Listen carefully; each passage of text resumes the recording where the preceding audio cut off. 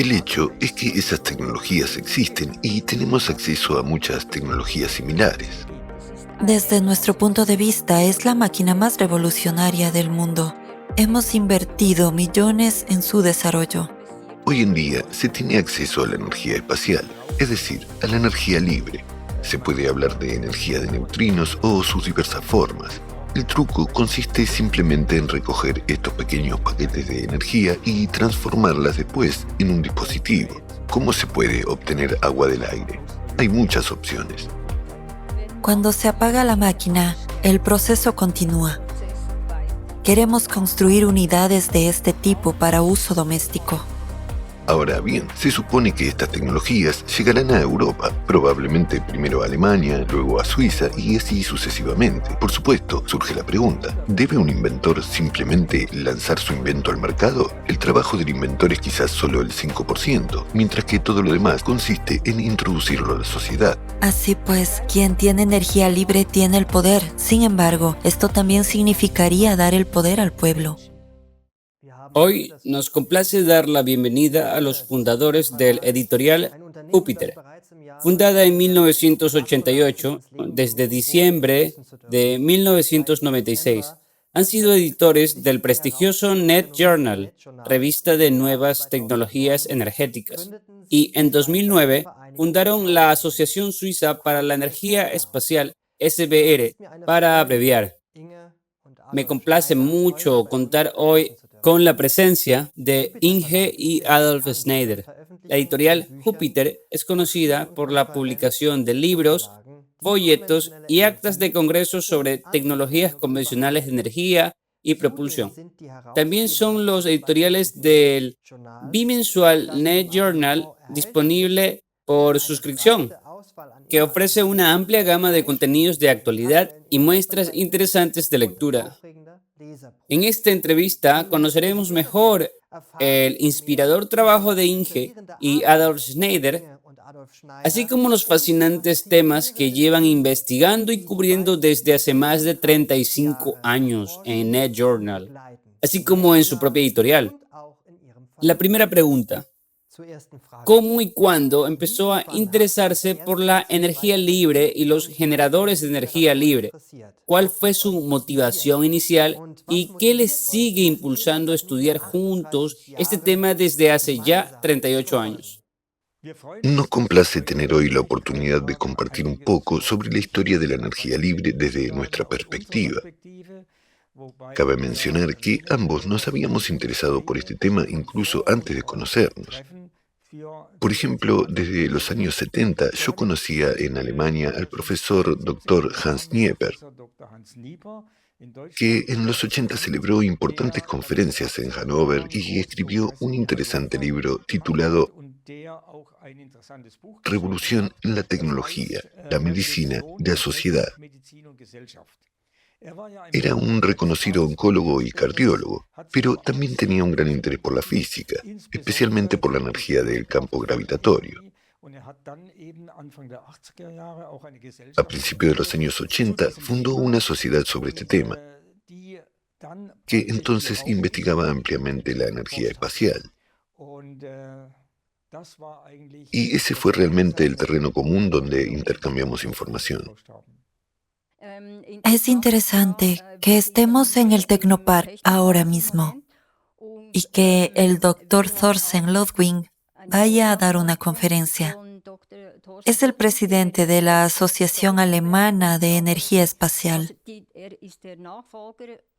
Así que en realidad es el sucesor del doctor Hans Nieper. Así pues, lo que empezó con nuestro conocido, el doctor Nieper, continúa hoy en día. Seguimos en contacto con todas las organizaciones relacionadas con la energía espacial, porque como usted ha dicho, hemos fundado la Asociación Suiza para la Energía Espacial.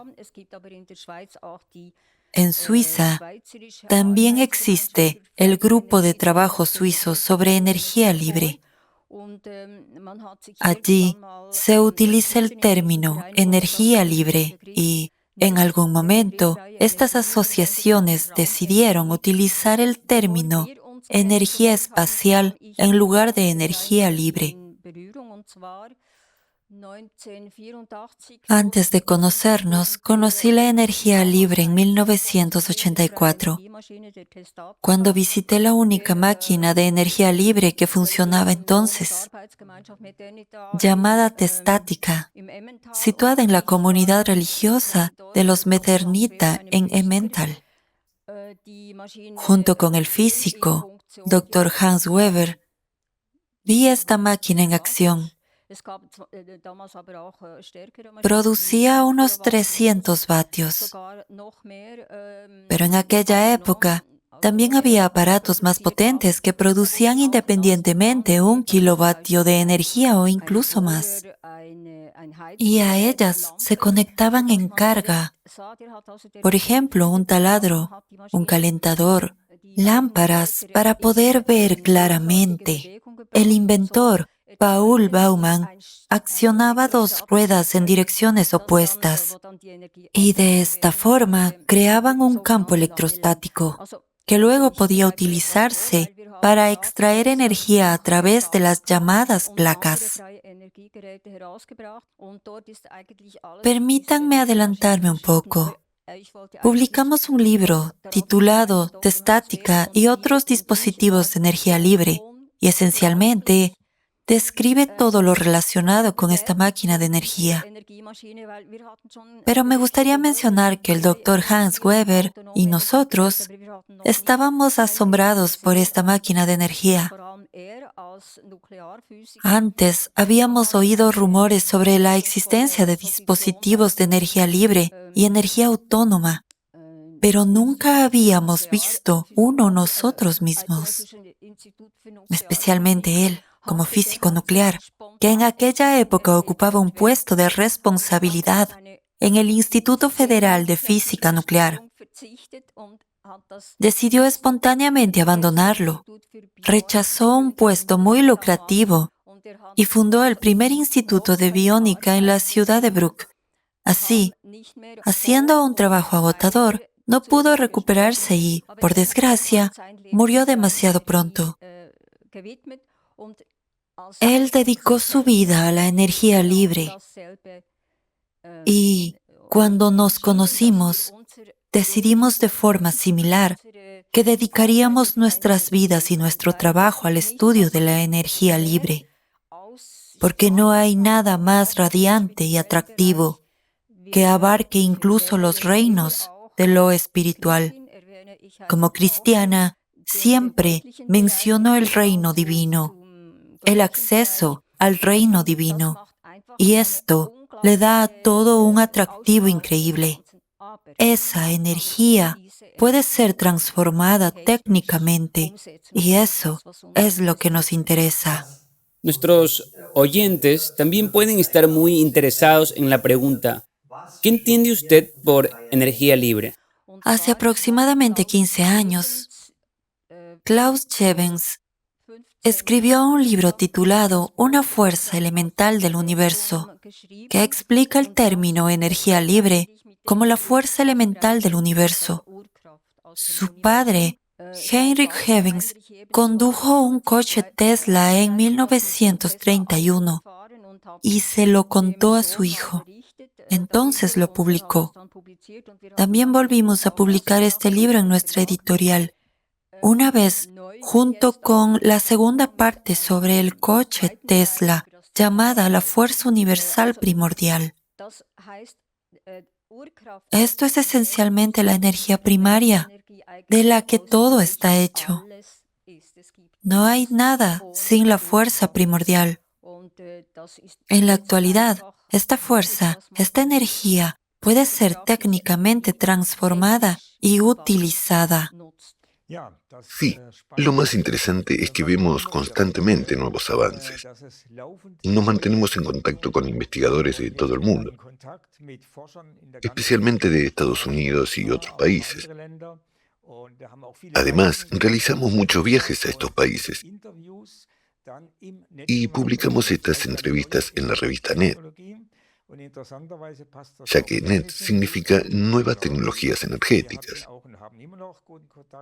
También mantenemos buenas relaciones con el representante ruso de la energía libre en San Petersburgo. A principios de la década del 2000 publicó una revista que también se llamaba New Energy Technologies, con avances muy interesantes de Rusia. En efecto, hay esfuerzos de investigación asombrosos en todo el mundo y uno siempre tiene la sensación de, sí, este es un campo realmente desconocido.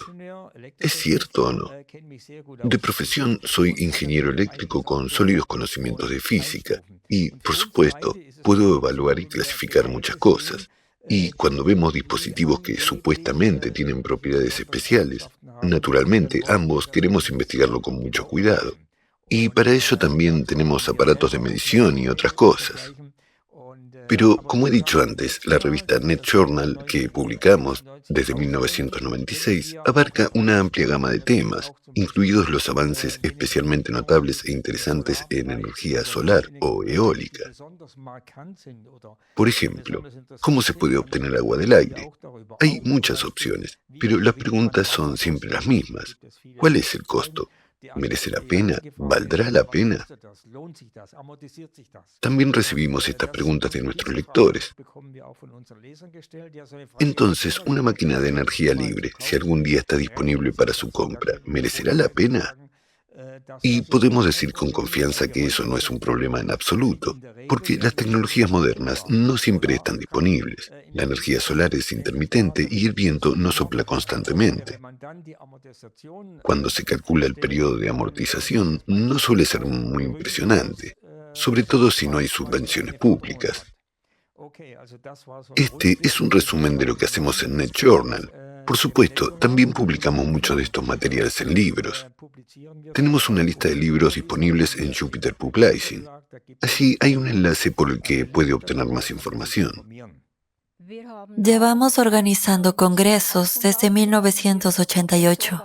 Hasta ahora se han celebrado unos 80 congresos y conferencias en Alemania, Austria y Suiza, incluidos seminarios, algunos de ellos prácticos, en los que se reproducían dispositivos según dibujos y esquemas.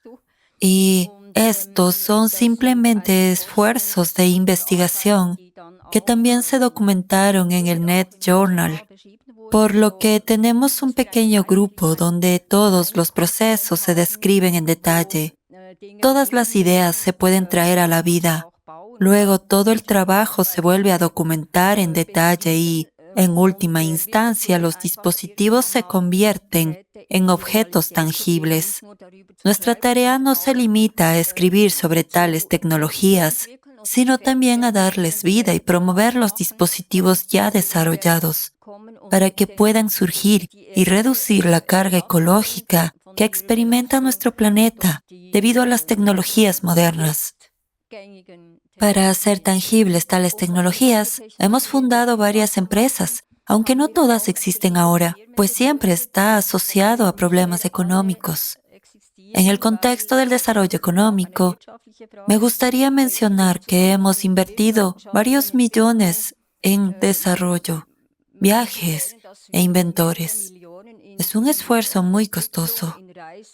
Por eso, no todas las empresas que fundamos siguen existiendo.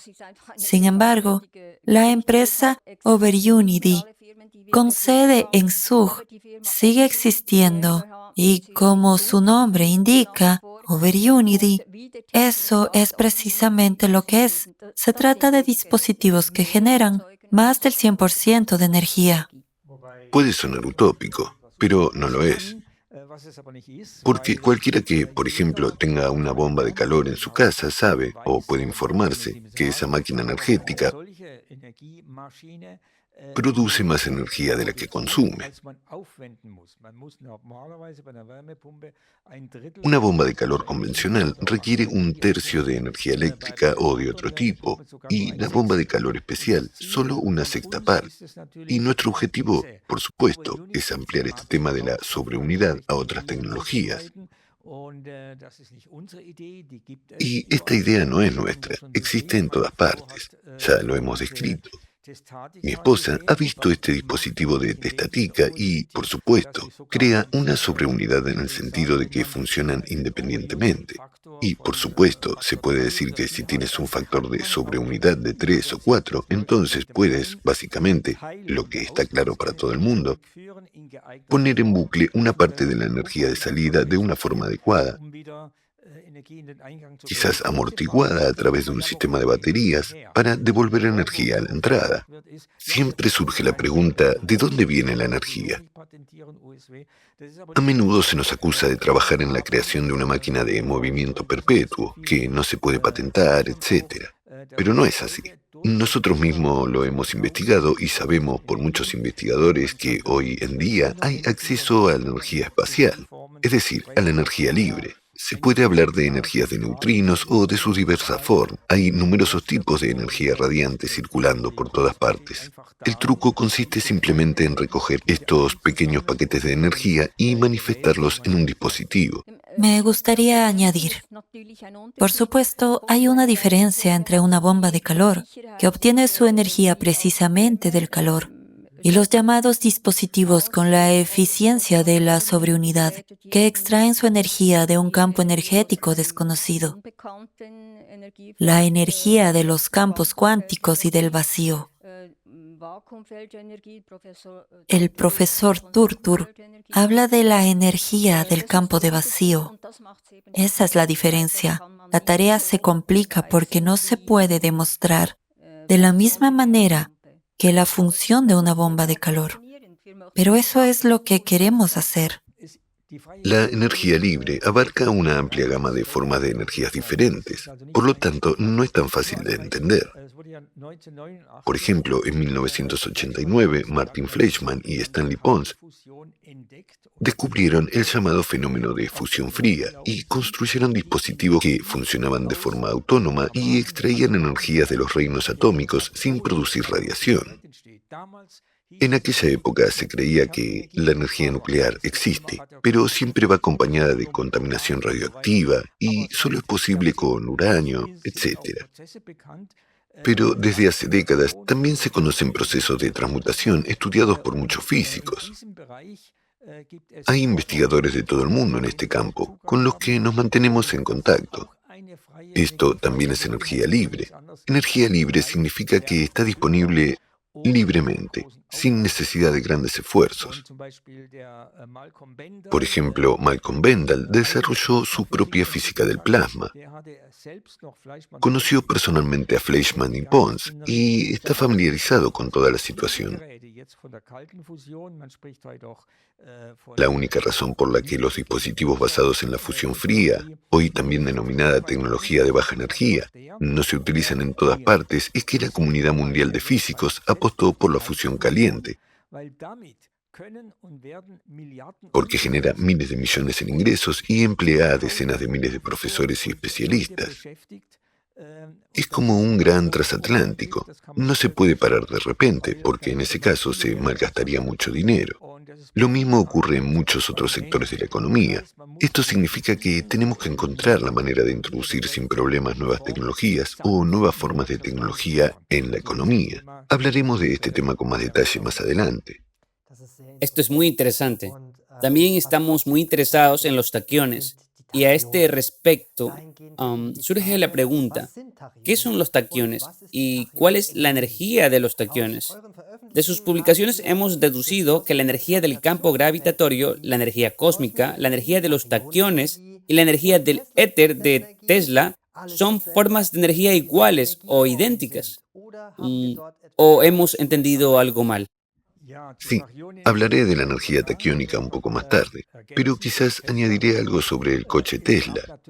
Por supuesto, en aquellos tiempos no existían los coches Tesla tal y como los conocemos hoy. Los coches Tesla modernos funcionan de forma totalmente convencional, utilizando motores eléctricos y, por consiguiente, necesitan una gran batería. El profesor Mail dijo, un coche Tesla lo es por fuera, pero no por dentro. Sí, eso puede explicarse así. Hay muchos informes más o menos verificados. Sin duda hay algo de verdad en ellos, que en 1931 Tesla convirtió un coche a la propulsión eléctrica. No es nada especial, ya que tales coches ya existían en ese momento. Pero él desarrolló su propio amplificador con circuitos eléctricos especiales y su propia antena, que al parecer captaba algo de energía del espacio o del éter, cargaba a las baterías. Así, el coche podía recorrer varios cientos de kilómetros. La historia, como mencionó mi esposa, está detallada en nuestro libro, La fuerza elemental del universo, que hemos vuelto a publicar recientemente. Volvamos a la energía taquiónica. El término taquiones apareció con frecuencia en los medios de comunicación de masas y alternativos en los años 80. Y uno de los que lo utilizó fue el Dr. Nieper. Los taquiones son partículas hipotéticas que viajan más rápido que la velocidad de la luz. Pero, como sabemos por Albert Einstein, en realidad no hay partículas ni masa que puedan moverse a una velocidad superior a la de la luz. Sin embargo, este tema abre espacio a la especulación. Pero lo que sí se sabe, al menos hoy, es que hay neutrinos. Los neutrinos también tienen masa y en ciertos medios, como los materiales de grafeno, pueden excitar el grafeno y, por lo tanto, los átomos para que vibren y liberen energía. Por supuesto, es extremadamente pequeña, pero si se multiplica apilando muchas capas, que son atómicas, es decir, extremadamente finas, entonces podemos obtener cierta cantidad de energía.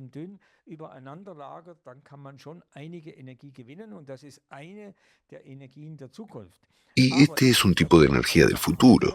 Por supuesto, también hay otros tipos de energía en el medio ambiente que se pueden recoger y concentrar. Es probable que haya visto muchas tecnologías diferentes a lo largo de sus años de investigación, periodismo y trabajo con el público.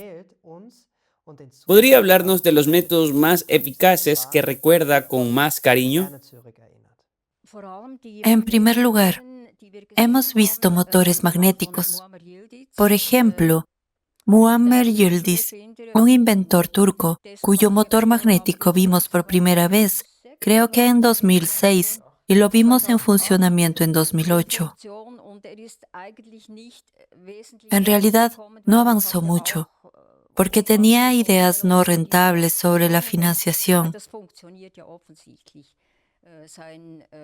Su motor magnético obviamente funciona. Lo presentó de nuevo en Izmir en diciembre de 2022. Estuvimos presentes. También escribimos un informe al respecto en el Net Journal. El motor magnético generaba unos 300 vatios y podía alimentar cargas como un ventilador que funcionaba con el imán. Pero de momento, el inventor no avanza principalmente por sus ideas sobre financiación. Hay otro motor magnético de Dennis Danzig, de la Inductance Energy Corporation, IEC, que vimos en Scotland en 2009. También lo vimos en funcionamiento en unas instalaciones de Las Vegas, donde se utilizaba para generar energía para la empresa de uno de los accionistas. Además, vimos unas 2 docenas de motores magnéticos en distintas fases en la planta IEC en Scotland, y luego recibimos un registro de la energía producida durante varios meses. Escribí un folleto sobre nuestra visita a Las Vegas y Scottsdale. Quizá Dennis Danzig dé una conferencia en nuestro congreso de Stuttgart. Esta tecnología tiene sus inconvenientes, sobre todo los volantes de inercia, muy pesados, pero este motor magnético Funciona completamente en modo autónomo.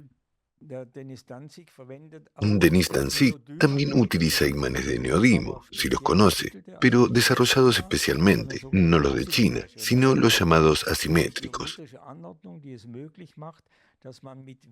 Él desarrolló una configuración geométrica completamente única que permite generar 25 kilovatios de energía con un gasto energético mínimo de unos 300 vatios. Pero, por supuesto, también existen otras tecnologías de motores magnéticos. Desde hace algún tiempo estamos en contacto con la empresa Holcomb de Florida. Esta empresa está representada por una asociación de accionistas en San Diego y actualmente se está promocionando activamente a nivel mundial. Conocemos a los accionistas y licenciatarios que están deseosos de llevar esta tecnología al mercado. Hemos invertido 6 cifras en tecnología y hemos traído inversores a la empresa. Uno de ellos tiene previsto iniciar la producción en breve. Creemos que es un gran avance. Puede que la producción no empiece tan rápido, pero los dispositivos están listos para la producción en masa. Ya se fabrican en Estados Unidos, aunque de forma manual. Ahora, el objetivo es establecer una producción en serie. Esto se hará por primera vez en Alemania, gracias al contacto que hemos facilitado. Estamos estudiando la posibilidad de establecernos en Suiza. Todavía tenemos que evaluar las posibilidades de producción que disponemos allí. Hay varios documentos y enlaces disponibles sobre este tema, que facilitaré para que puedan leer todas las patentes. Va a ser una historia fascinante. De momento Bueno, cabe mencionar que hasta 2017 se dedicaban a desarrollar motores magnéticos que funcionaban como motores normales. En 2017, al inventor se le ocurrió la idea de cómo crear prácticamente un campo virtual. Esencialmente, se trata de un campo giratorio, como en los motores convencionales, pero sin que el rotor gire realmente. Eso significa que ahora tenemos un dispositivo que parece un transformador, pero que proporciona una ampliación de energía de un factor de 2 a 8. Y lo más fantástico es que utiliza un efecto magnético muy específico, que reconocí inmediatamente, ya que ambos asistimos a una conferencia del Dr. Folkrot en Zúrich en 1986, donde presentó su desarrollo. Patentó este invento tras descubrir, siendo un experto en tecnologías magnéticas, que al desmagnetizar material magnético se obtiene más energía de la que se introduce inicialmente. Es el llamado efecto dominó, en el que los dominios Weiss se pliegan unos sobre otros. La energía procede del campo cuántico, lo que significa que entra energía adicional. Esto es muy similar a la tecnología Holcomb, y como hay un gran efecto de amplificación, es naturalmente posible. Como he dicho antes, tenemos que buscar soluciones autónomas. En Florida ya se han construido dispositivos autónomos. Aún tienen que resolver algunos problemas técnicos con tipos especiales de relés y baterías. Necesitan baterías específicas, preferiblemente de grafeno. Las últimas innovaciones de China, que no se calientan a altas corrientes. Todo esto sucederá, pero de momento lo interesante son los llamados Inline Power Generators, que ya se han instalado por varios clientes. Ahora se supone que estas tecnologías llegarán a Europa, probablemente primero a Alemania, luego a Suiza y así sucesivamente. Ya veremos. Querida Inge, por favor, cuéntenos sobre el experimento de la mototaquión que usted misma condujo. En el transcurso de nuestra investigación hemos aprendido datos interesantes, entre los que destaca un punto especialmente valioso sobre los resultados obtenidos. ¿Se registró oficialmente este experimento? Como sabemos, usted no solo condujo esta moto, sino que también llevó a cabo la investigación, usted misma. Sí, fui miembro de un grupo de trabajo suizo que estudiaba estos dispositivos y desarrollos, incluido el de Klaus Kruger. Él colaboró con un ingeniero alemán, al que ambos conocíamos independientemente. Klaus Kruger era medium y creo que se inspiró para crear este invento en estado de trance. En 1982 tuvo lugar en Hannover el primer congreso de la Asociación Alemana de Energía Gravitatoria bajo la dirección del Dr. Hans Nipper. Usted no estaba involucrado entonces, ¿verdad? Allí se presentó específicamente este desarrollo. También se mencionó en el libro Revolución en la tecnología, la medicina y la sociedad, que ambos leímos de forma independiente. Y quedamos literalmente electrizados por las posibilidades de esta energía. Su descripción quedó reflejada en el libro y en 1983, como miembro de este grupo de trabajo, pude conducir este ciclomotor. Conocíamos a un ingeniero que apoyaba a Klaus Kruger y colaboraba con él. Por supuesto, fue una experiencia increíble porque hasta ese momento nunca había montado en un ciclomotor. Era la primera vez que conseguía montar en uno. Fue realmente increíble porque el ciclomotor no usaba combustible, simplemente andaba. Sí, exactamente. Se estaba cargando a sí mismo, pero no puedo decir exactamente cómo estaba sucediendo. Y fue un trayecto corto, apenas unos cientos de metros, pero aún así fue una experiencia increíble. Incluso hay una foto mía con el ciclomotor en alguna parte. Por desgracia, no puedo decir nada más al respecto. Muchas gracias. Sabemos que ustedes han estado involucrados activamente con los motores de agua para los coches durante algún tiempo, especialmente en los últimos años. Y de los motores de agua en general, háblenos de esta investigación y de la tecnología en sí. ¿Qué resultados ha obtenido? En 2017 vimos en Internet el libro El motor de agua de José Baezken Guillén. En ese momento solo estaba disponible en español. Se puso muy contento cuando nos pusimos en contacto con él. Nos dijo que estaba deseando recibir comentarios de la comunidad internacional, especialmente de quienes quisieran traducir su libro a otros idiomas. Nosotros lo hemos traducido al alemán y en realidad describió con bastante precisión cómo se puede llenar un ciclomotor de agua. No era un coche de agua, era un ciclomotor de agua, con agua. Pero también hay que decir que lo construyó en Brasil y hay otros combustibles allí. Utilizó agua y algo de aceite vegetal. A veces son combinaciones que no son tan fáciles de conseguir aquí o difíciles de realizar. Pero el caso es que luego tradujimos este libro y añadimos la primera parte desde nuestra experiencia. Y hay muchos desarrollos de motores de agua a partir de, por ejemplo, con Stanley Meyer, que por cierto es probable que en realidad conocimos a Stanley Meyer personalmente y de hecho condujo un coche propulsado por agua. Más tarde, seguimos el desarrollo posterior a través de Walter Jenkins.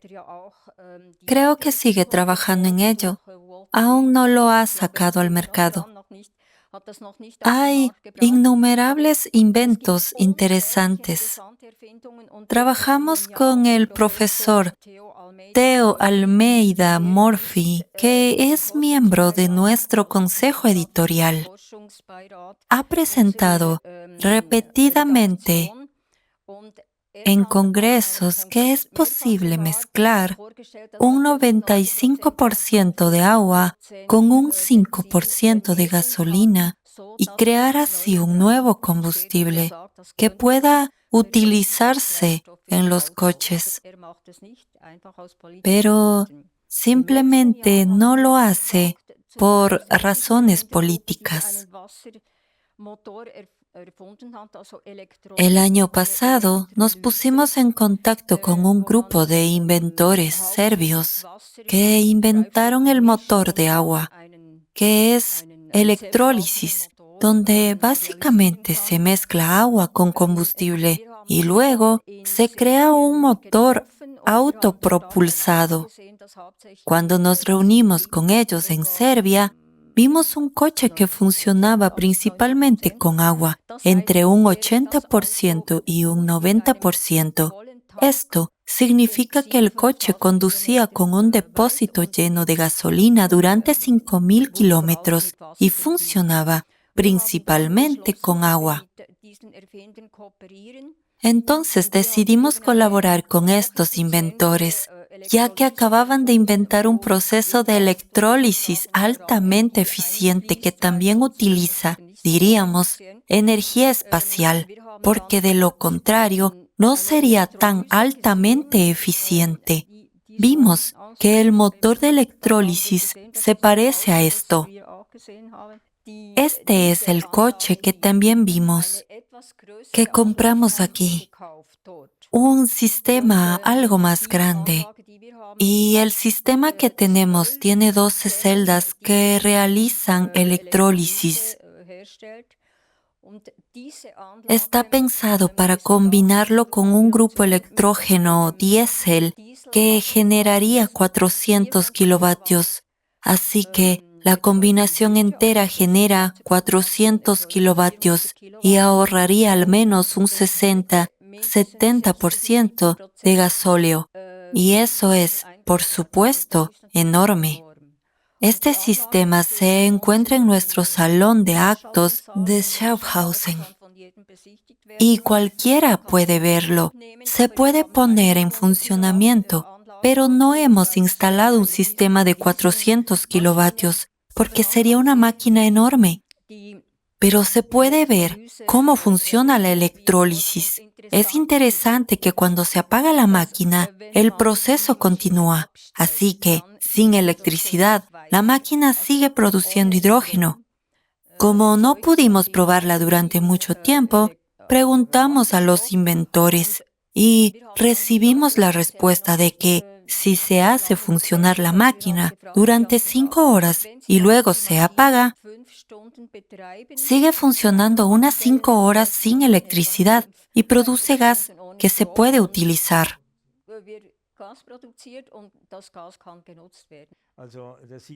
Así es.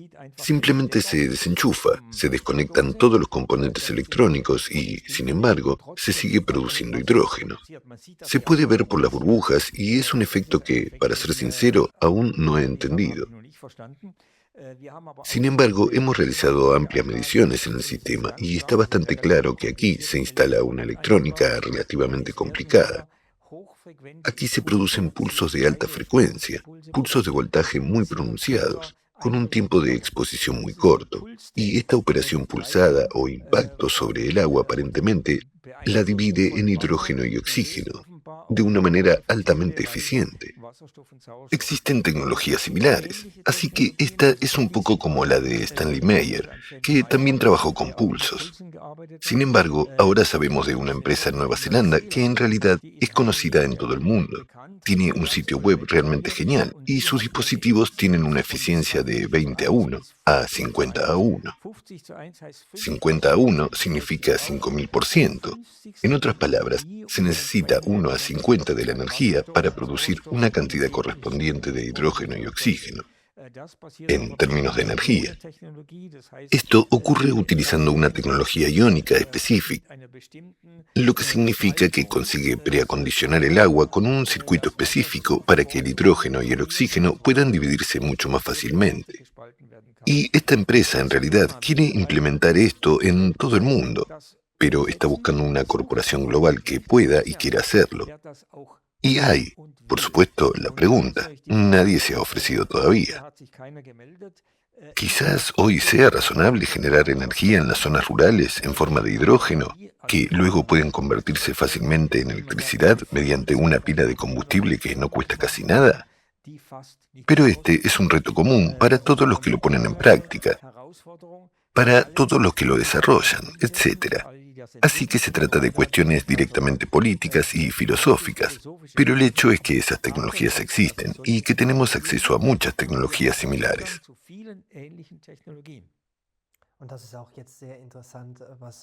Lo que acabas de comentar es muy interesante. Entonces, es un motor diésel. ¿Tiene usted un aparato así en casa? Hemos llegado a un acuerdo con los inventores serbios para poder construir este tipo de dispositivos. Así que el dispositivo que tenemos en Ischauhausen, que cualquiera puede ver, es más pequeño. Ya han hecho funcionar generadores de 6.5 kilovatios. Estos generadores sirven como fuente de energía de emergencia mediante este sistema de electrólisis. Queremos construir unidades de este tipo para uso doméstico y este proceso ya está en marcha. Actualmente, también está previsto construir una unidad de prueba y después se podrán fabricar en serie. Ese es realmente el plan y es una situación mutuamente beneficiosa porque tenemos una gran demanda de tales equipos en Europa, Alemania y Suiza. Los serbios tienen trabajo con un costo de mano de obra mucho más bajo que aquí y necesitan empleo. De hecho, utilizamos estos contactos para la producción. He escrito un artículo sobre este tema y esto es lo interesante. Bill Gates está financiando el desarrollo de la electrólisis convencional con miles de millones de euros y pretende llevar las tecnologías del hidrógeno al mundo a gran escala.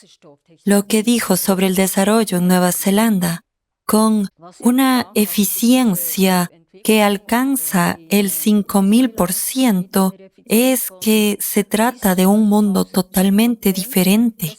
Son dos mundos y este es solo un ejemplo. Escribí un artículo en el Net Journal sobre cómo estos dos mundos actualmente no se cruzan.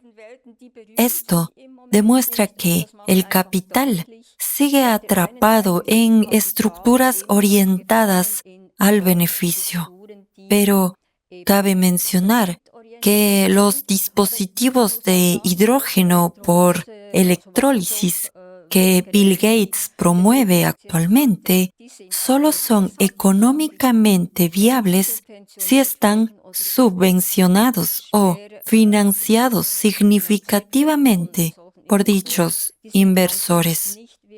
Por sí solos no son rentables, porque de este modo el hidrógeno no puede utilizarse económicamente.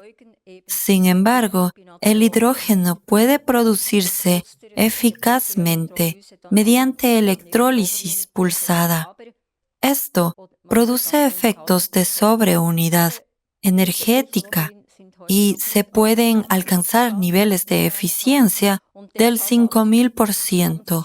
Sin embargo, estas tecnologías aún no están reconocidas científicamente y, por tanto, tienen dificultades para ser aceptadas. Creo que la empresa neozelandesa está cometiendo un gran error al sacar la tecnología al mercado en colaboración con una corporación global. Es el camino equivocado. Tenemos que perseguir la descentralización, llegar a la gente corriente en lugar de seguir apoyando un sistema energético centralizado. Ya escribimos sobre esto en el NetJournal en 2018 y ahora estamos en 2024 y nadie ha mostrado interés por ellos en estos 6 años. Creo que este es simplemente el camino equivocado. Y eso es exactamente lo que usted acaba de decir, Adolf. Imagínese, invertir 1.000 millones, ya sean en euros o dólares, en la dirección correcta con una tasa de eficiencia del 50%. Eso es algo completamente diferente. Pero, de nuevo, volvemos al aspecto financiero. Esa pregunta es muy importante para la gente. En su opinión, ¿existen generadores de energía gratuitos que se puedan comprar en una tienda y ensamblar uno mismo?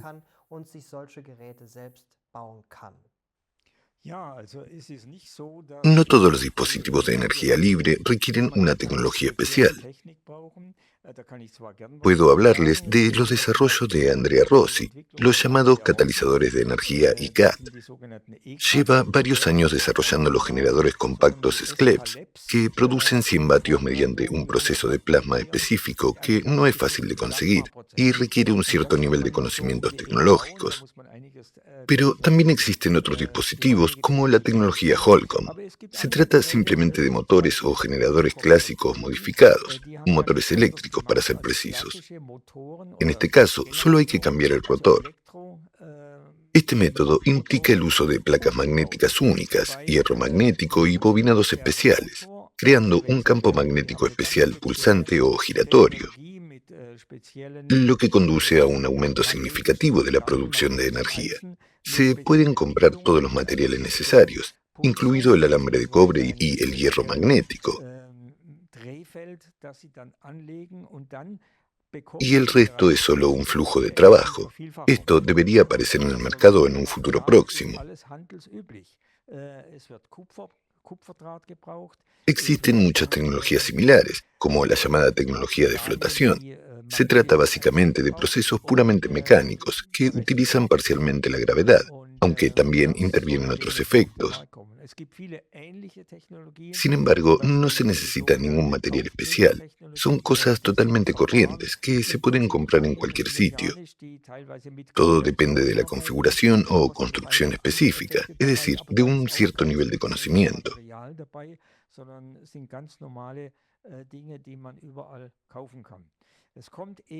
Por supuesto, surge la pregunta, ¿debe un inventor limitarse a lanzar su invento al mercado sin obtener nada a cambio?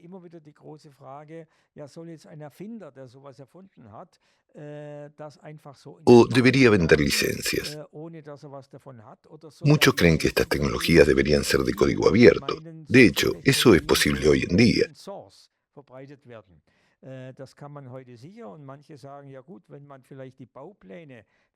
Algunos dicen que es bueno cuando se pueden vender decenas, cientos de miles, millones de planos por 200 a 300 euros o más, lo que hoy es posible a través de Internet. Entonces el inventor ganará dinero y recibirá una compensación por su trabajo. Así pues, existen diferentes estrategias y estructuras, y el tiempo dirá cuál prevalecerá. ¿Qué opina de esto? Acaba de mencionar que muchas tecnologías de energía libre, que no dependen de combustibles ni del clima, existen desde hace más de 100 años, pero aún no han encontrado una amplia aplicación. Y el acceso a la energía libre sigue siendo restringido. ¿Cuáles son las razones subyacentes? Creo que la razón principal radica en la situación económica actual, que todos estos dispositivos de energía libre realmente pondrían patas arriba. Por lo tanto, los que están en el poder están haciendo todo lo posible para evitar que eso suceda y son bastante ingeniosos a la hora de elegir los mecanismos para evitar que esto ocurra, hasta intentos de asesinato. Hace 20 años, 2 inventores alemanes quisieron hacer una demostración de un motor magnético en uno de nuestros congresos y al parecer fueron empujados fuera de la carretera en la autobahn por otros coches. Recibieron un aviso y no acudieron. Hay muchos ejemplos de este tipo. Escribimos sobre ello en el libro Hacia la era de la energía espacial.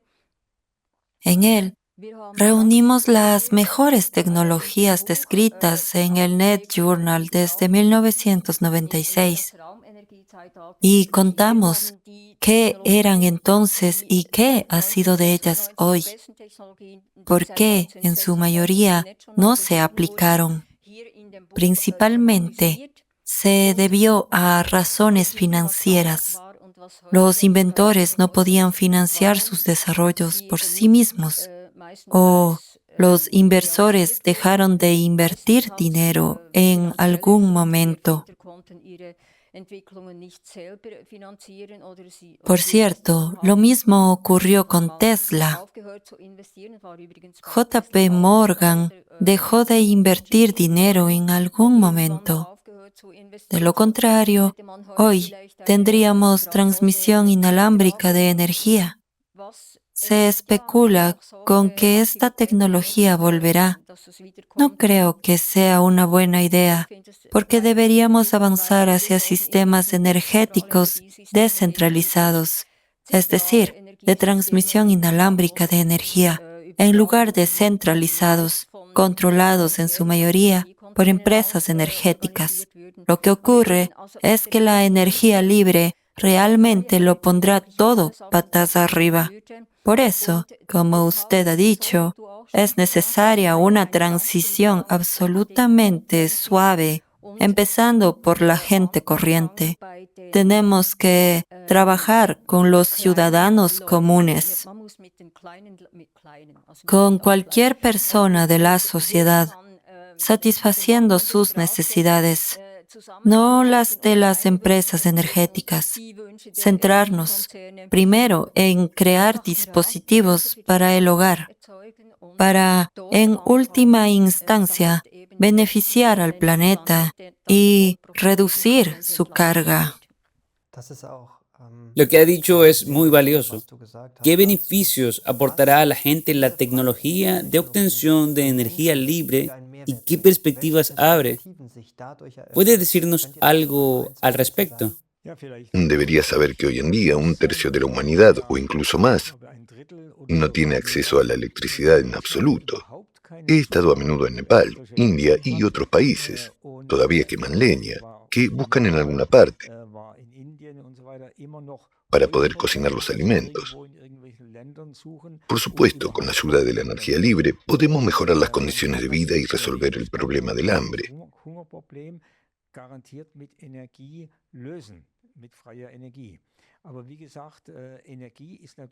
Pero, como he dicho, la energía es también la clave de la política, que siempre tiene sus propias reglas de juego. Wenn man also solche Technologien, wie meine Frau schon gesagt hat, an den kleinen Mann verbreiten kann, dann ist das die optimale Lösung. Das fängt im Prinzip an. Así que la solución óptima, como dijo mi esposa, sería difundir la tecnología entre la gente corriente. Básicamente, podríamos empezar creando y distribuyendo generadores de energía muy pequeños, capaces de cargar, por ejemplo, solo teléfonos móviles. Solo se necesitan unos pocos vatios y sin embargo los beneficios son inmensos. Entonces, ¿será posible ahorrar miles de millones de baterías necesarias hoy en día, pero que plantean un problema medioambiental?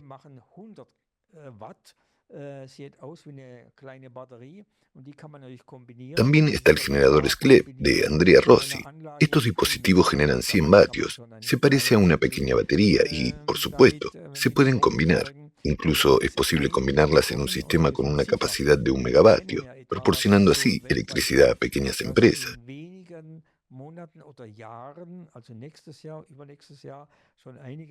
Así pues, hay muchas cosas interesantes en el horizonte y confiamos en que dentro de unos meses o años, es decir, el año que viene o el siguiente, aparezcan en el mercado muchas novedades en este campo. Y esto, por supuesto, repercutirá en toda la situación política y social. Podemos decir que ya estamos en el punto en que importantes medios de comunicación como Spiegel, New York Times o Corriere della Sera escribirán sobre ello. Y en este sentido, nos alegramos de que exista una organización como la Sociedad Creativa. Muchas gracias. Para nosotros también es un honor tener la oportunidad de realizar esta entrevista. ¿Podría compartir su opinión sobre la responsabilidad? Me gustaría hablar de ello porque poseer energía libre y limitada implica naturalmente un alto grado de responsabilidad. ¿Cree que la humanidad está preparada hoy para asumir esta responsabilidad? Si queremos esperar a que la humanidad esté supuestamente madura, es decir, que no todo el mundo lo esté todavía, porque no podemos decir que nosotros tenemos la conciencia y los demás no. Pero, ¿qué pasa con los que podrían tenerla? Si decimos así, juzgamos así, entonces nunca podremos introducir esas tecnologías. ¿Y quién mide el nivel de madurez? Sí, no es tan sencillo. Hay otro criterio importante, es el estado del planeta, porque necesita soluciones de este tipo. Por eso, trabajamos en esta dirección. En uno de los libros, no recuerdo exactamente cuál, Máquina Eureka u otro, escribí sobre el llamado método del martillo de madera. El método consiste en crear, producir o desarrollar dispositivos y luego ponerlos sobre la mesa, por ejemplo, para los científicos, para que no puedan ignorarlos. Al final, tienen que adaptar su visión o sus conceptos científicos, su física. No hay otra manera. No podemos esperar a que cambien su física para luego crear dispositivos. Al contrario, al crear esos dispositivos, podemos cambiar la conciencia de la gente y cuando se coloquen en las casas de la gente, surgirá la pregunta, ¿cómo genera electricidad este aparato? Y pensarán en ello. Esto dará un impulso para la reflexión y la conciencia y tendrá un efecto fructífero. Pero eso no significa que debamos elevarnos por encima de la gente y decir que carecen de conciencia y que debemos esperar antes de introducir la tecnología.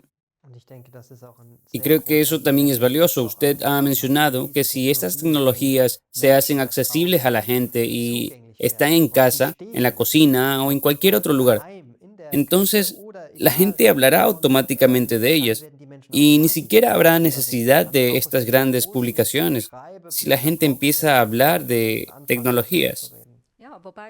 Sí, aunque no es malo que escriban sobre ello.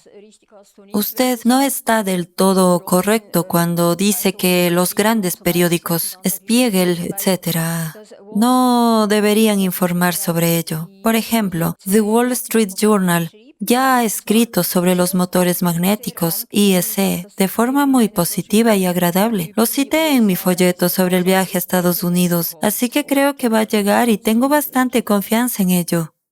Y otra pregunta, ¿es posible implementar estos generadores de energía libre en el formato actual de la sociedad de consumo? ¿O realmente tendríamos que pensar primero en cambiar el formato? Entonces, la pregunta es sobre el formato. Usted se refiere al formato consumista de la sociedad. Pero, ¿cómo se puede cambiar? No se puede cambiar desde fuera. Y como ya ha dicho mi esposa, en cuanto aparezcan estos aparatos en el supermercado o en Obi, la conciencia cambiará automáticamente. Y eso también repercutirá en las estructuras sociales. Estamos bastante seguros de ello. Y este es un proceso que sin duda llevará algún tiempo, pero aún así es un proceso. Por supuesto, puede tener un efecto explosivo o expandirse. Y sobre todo, el tema de si los principales periódicos deberían o escribirán sobre tales tecnologías. Por supuesto, también debemos considerar lo siguiente. Si, por ejemplo, Bild, Der Blick u otros diarios publican algún reportaje sensacionalista sobre algo así, entonces, por supuesto, vendrán miles de personas y todas querrán comprar una de estas máquinas.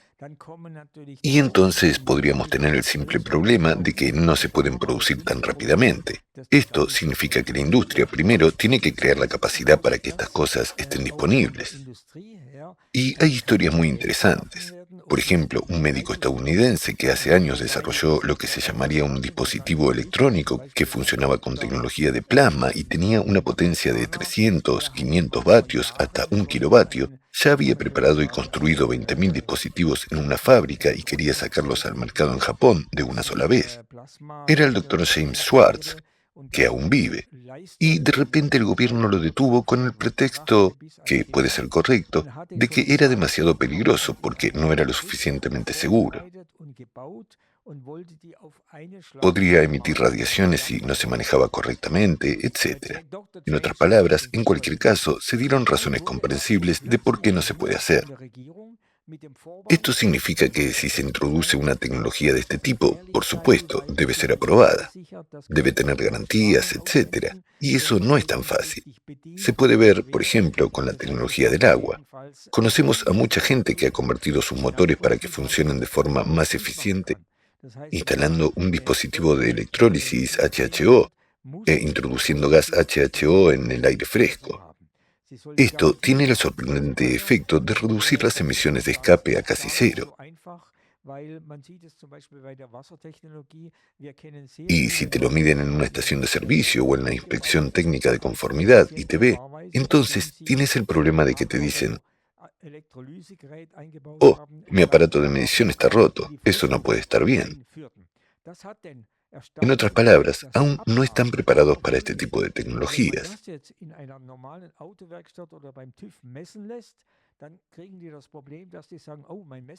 Así que también hay que planificar la implementación de forma muy inteligente y estratégica.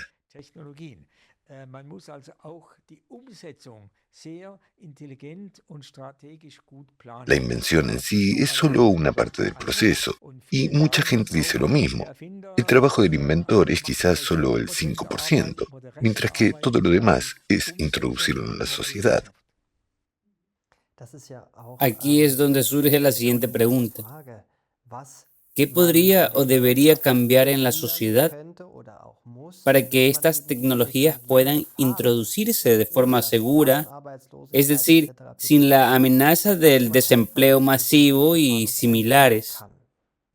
Sí, mi marido acaba de decir que es una introducción suave y ya he respondido antes a esta pregunta.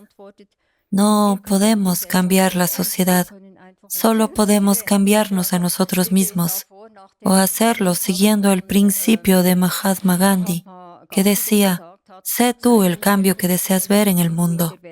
Así que solo podemos cambiarnos a nosotros mismos y luego intentar llevar estos pensamientos al mundo.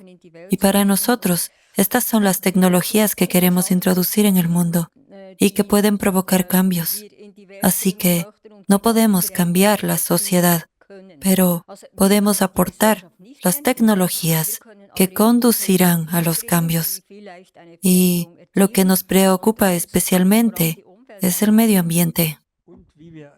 Y como ya hemos dicho, introdúzcalo suavemente. Es decir, no hay que salir con dispositivos autónomos que pueden ser interesantes, pero cuya implementación puede no ser barata. Es mejor empezar con los dispositivos que reducirían gastos. Y hay muchos procesos que se pueden utilizar hoy en día para ahorrar, por ejemplo, combustible. Y ahí es donde podemos empezar. Y luego, poco a poco, concientizarnos. Sí, aún podemos optimizarlo y aún podemos mejorarlo. Y al cabo de 2 o 3 años aparecerán otras tecnologías. Y nos hemos encontrado repetidamente con un proceso así en la sociedad.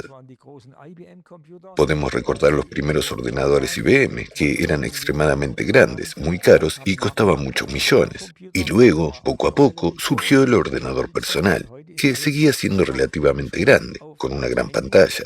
Y hoy todo es mucho más pequeño, reducido al tamaño de un teléfono móvil. Esto también ocurrió gradualmente. Probablemente habrá que seguir el mismo camino con la energía libre, y en realidad es lógico y óptimo.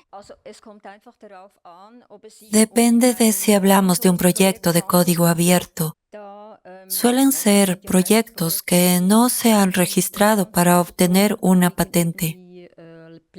Los diseños son abiertos. Actualmente, en Alemania, existe un proyecto de este tipo que surgió gracias a una historia especialmente conmovedora de George Bojan.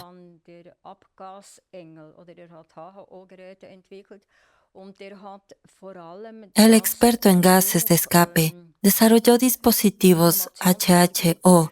Al principio estudió el libro de Reinhard Kocher, Energética Informacional. Yo diría que Reinhard Kocher es un estudioso de la nueva era. Basándose en estos datos, George Bojan desarrolló el concepto de un dispositivo de energía libre que Reinhard Kocher publicó en su libro. Publicó lo que se llama un esquema mediante el cual se puede montar el dispositivo. Ahora es un proyecto de código abierto. George Bojan abraza con entusiasmo la energía informacional y ha desarrollado un plan de creación de este dispositivo en colaboración con un grupo de investigadores. En el congreso anterior, dijo que le gustaría utilizar este congreso como padrino para mostrar repetidamente el dispositivo. Ahora mismo está en fase de desarrollo y dentro de un año estará en otro nivel de progreso. Así que esperamos con impaciencia lo que presentará en el próximo congreso. Esto nos conmueve profundamente. Esto es colaboración. Cuando se trata de fuerzas negativas, el estado profundo y otros no temen nada tanto como la cooperación entre grupos amistosos. Y hay muchas cosas que podemos hacer allí, donde ellos quizás lleguen repetidamente a un límite, pero nosotros no. Nuestra motivación es el amor y el compromiso con el planeta, con el medio ambiente. Esto nos sostiene a nosotros y a nuestro trabajo y hace posible cosas que son imposibles para las fuerzas negativas. En realidad, sentimos una gran compasión por estas fuerzas porque siempre tienen que demostrar algo. Quizá tengan que madurar como consecuencia de la resistencia que encuentran. La cuestión se refiere realmente a la documentación del proyecto. En cualquier caso, existen los llamados proyectos open source, en los que los esquemas son abiertos y cualquiera puede reproducirlos. Luego se forman grupos para el montaje o ya hay tecnologías patentadas. En realidad, nuestra empresa se centra en objetivos económicos. Compramos la licencia de una tecnología rusa y ya tenemos la documentación del proyecto. Pero eso es confidencial. Se trata de tecnología rusa. Desde nuestro punto de vista, es la máquina energética más revolucionaria del mundo que vimos en Moscú en 2017 en la Academia Rusa de las Ciencias. Este dispositivo genera de forma autónoma 1 megavatio mediante un proceso copiado del ariete hidráulico, pero extremadamente comprimido. Y desafortunadamente, este desarrollo obtuvimos la licencia para tener la capacidad de producir independientemente sistemas de megavatios. También estamos en contacto con una empresa constructora alemana que puede construirlos. Simplemente, este proceso se vio interrumpido por la guerra. El año pasado intentamos transferir el pago restante, pero debido a la guerra, el dinero fue devuelto. Se interrumpió el contacto con el inventor y no avanzamos. Pero estamos colaborando con una empresa que quería comprarnos una sublicencia y ya ha utilizado los documentos para desarrollar su propio proyecto. Este desarrollo es un proyecto alternativo basado en el mismo fundamento. Consideramos increíblemente brillante la forma en que el potencial sublicenciatario abordó esta cuestión, utilizando la documentación y los datos disponibles, incluso a través de nuestro libro Eureka Machine, la clave del Dr. Marukhin para el futuro de la energía. Encontró inversores que invirtieron 3 millones de euros para cargar todos los datos disponibles, incluidas las patentes, en el superordenador y crear un prototipo que luego pudiera fabricarse en serie. Y este es el escenario perfecto. De hecho, es mucho mejor que el modelo original del Dr. Marukhin. Solo tenemos que aclarar el tema de las licencias porque, si no, es una especie de plagio. Nos encontramos atrapados entre dos frentes, pero queremos que el desarrollo continúe. Y creo que hay muchas posibilidades de que permitamos al Dr. Marukhin participar en el proyecto. Nuestra pregunta final. En su opinión, ¿cómo cambiará el mundo si la ciencia y la tecnología sirven para mejorar la sociedad? ¿Cómo cambiará la vida cotidiana de la gente si todo el mundo dispone de energía ilimitada? Por supuesto, esto tendrá un tremendo impacto en todo tipo de procesos sociales y políticos. Es importante comprender que los distintos países y regiones del mundo son muy heterogéneos.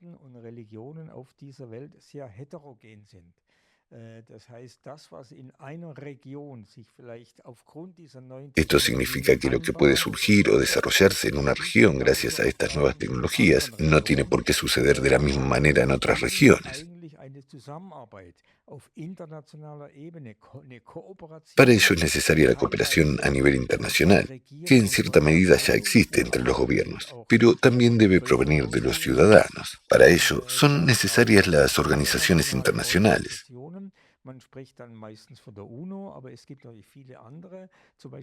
Normalmente hablamos de la ONU, pero hay muchas otras, como la sociedad creativa, que, según tenemos entendido, se ha fijado este objetivo.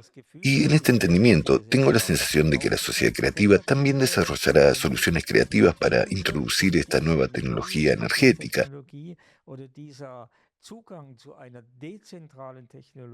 o acceder a la tecnología descentralizada, que es especialmente importante para los países en desarrollo, donde hay pocas o ninguna red centralizada. Por ejemplo, conocemos la situación de Tailandia, donde estuvimos hace unos años. Muchos pueblos de montaña están completamente aislados del suministro eléctrico. Si consiguen acceder a la energía a través de nuevas tecnologías descentralizadas, se producirá un nivel de desarrollo completamente nuevo. Y, por supuesto, todo será mejor. Esperamos que la conciencia de la gente se adapte a estos cambios y aprenda a utilizarlos. Ha mencionado Tailandia, así que volveré sobre ello. Ellos tienen la tecnología. El propio gobierno ha financiado y apoyado la tecnología, a saber, The Kinetic Power Plant, KPP, desarrollada por Roche Innovations. Ya hay aparatos de 100 y 500 kilovatios en funcionamiento cerca de Bangkok, aprobados por la inspección de SGS ITUV. Esta tecnología procedía de Alemania, donde la empresa sufrió cierto acoso, por decirlo suavemente. No tenían ninguna posibilidad de sobrevivir aquí, pero ya tenían contactos en Tailandia con la familia real. Nosotros también teníamos contactos y queríamos hacer de intermediarios, pero los contactos resultaron ser idénticos. Así que ellos ya tenían las conexiones necesarias. Así que el gobierno encargó y, al parecer, pagó dispositivos como centrales de 350 megavatios que equivalen a una parte de una central nuclear. Es como la central nuclear de Mühleberg, que tenemos en Suiza, cerrada desde hace 2 años. Exactamente. Esta tecnología existe. Y solo quiero mencionar que también tenemos una lista de dispositivos de energía libre existentes, todos publicados en nuestros libros y compartidos con los políticos. Creo que todavía se puede hacer algo, pero ahora mismo sigue habiendo un problema con los políticos. Sin embargo, estoy segura de que todo saldrá adelante. Y cuando la gente corriente empiece a tener estos aparatos en sus casas, vendrán los industriales y dirán, sí, sería estupendo, podemos financiarlo y utilizarlo. Y así sucesivamente. Así que estamos abiertos a todo.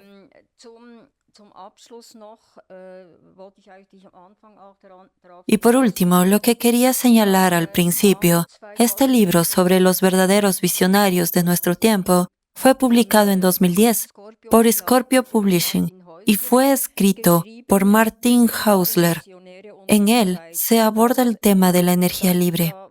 En el libro también aparecen Dieter Broers, por ejemplo, que es bioarquitecto ganador del Premio Nobel Alternativo, y otras personalidades conocidas.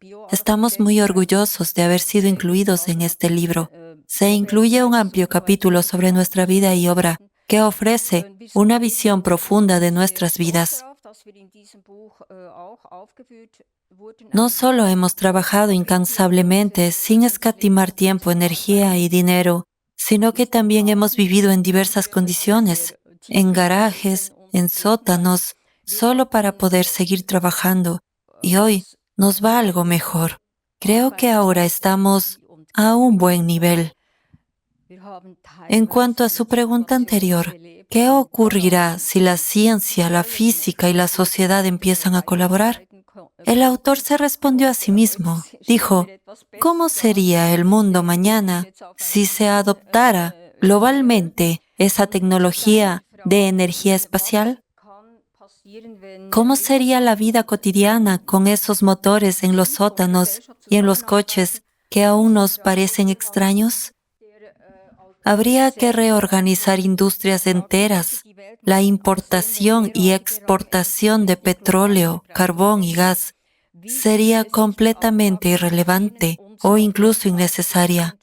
Ya no harían falta gasolineras en las autopistas, solo áreas de descanso.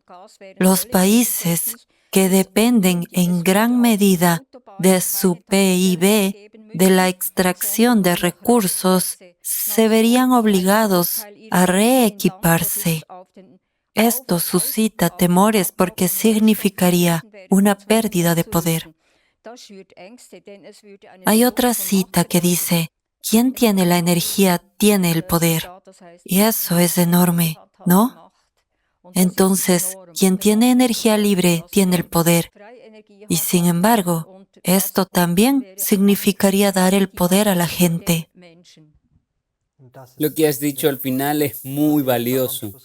Si cada persona tiene esta fuente de energía en casa, entonces el poder volverá a pertenecer al pueblo. Muchas gracias por sus respuestas tan detalladas y quiero darles de nuevo las gracias de todo corazón en nombre de nuestro equipo, en nombre de nuestra sociedad internacional. Muchísimas gracias de todo corazón. Gracias. Muchas gracias a todos.